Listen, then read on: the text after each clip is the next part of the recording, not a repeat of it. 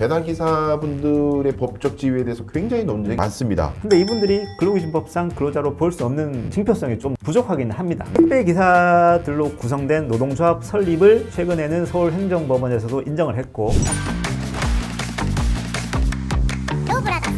뭐 요즘에는 쿠팡이라든지 뭐 배달의 민족이라든지 이런 게 없으면 생활이 불가능한 세계에 우리가 살고 있는데 배달기사분들의 법적 지위에 대해서 굉장히 논쟁이 많습니다. 택배기사님들이 이게 사업주냐 아니냐, 제 친구도 택배기사 친구가 있는데 자기가 돈 주고 트럭 사서 자기가 이제 마치 사업주처럼 이렇게 하고 자기가 얻는 수입의 몇 % 정도를 회사에 납입을 하는 그런 형태이기 때문에 넌 그냥 네 사업주야. 네가 쉬고 싶으면 쉬고 그럼 돈 안 벌면 되는 거고 그런 식으로 이제 근로자가 아닌 것처럼 자꾸 이제 사업자로 모으는 그런 경향이 있는 데요. 이분들은 근로기준법 적용이 안 되긴 안 되지만 그렇다고 하더라도 너는 사업자니까 뭐 보여줄 필요 없어. 너 자영업자인데 뭐 망하든지 말든지 너 알아서 해. 이렇게 하기에는 사실상 근로자 비슷하게 종속되어 있는 관계가 있는데 사업자니까 알아서 해. 이렇게 할 수는 없잖아요. 법에서 어떤 보호를 좀 해줘야 될 것 같은데. 최근에 많은 문제가 되고 있는 이분들에 대한 법률적 지위를 표현하기 위해서 특수 형태의 근로자, 특고 뭐 이런 식으로 표현을 많이 하고 있습니다. 근데 개인 사업자 형식을 취하고 있지만 사실상 누구의 일을 대신해주면서 돈을 받고 있는 구조가 되는데, 근데 이분들이 근로기준법상 근로자로 볼 수 없는 징표성이 좀 부족하긴 합니다. 택배 회사를 예를 들면은 택배 서비스는 보통 택배 회사, 한진이나 뭐 이런 큰 택배 회사가 있을 거고 택배 회사 계약을 맺고 있는 지방의 각 지점에 대리점들이 있을 겁니다. 그 대리점과 택배 기사들이 계약 관계를 맺고 있습니다. 3자 관계로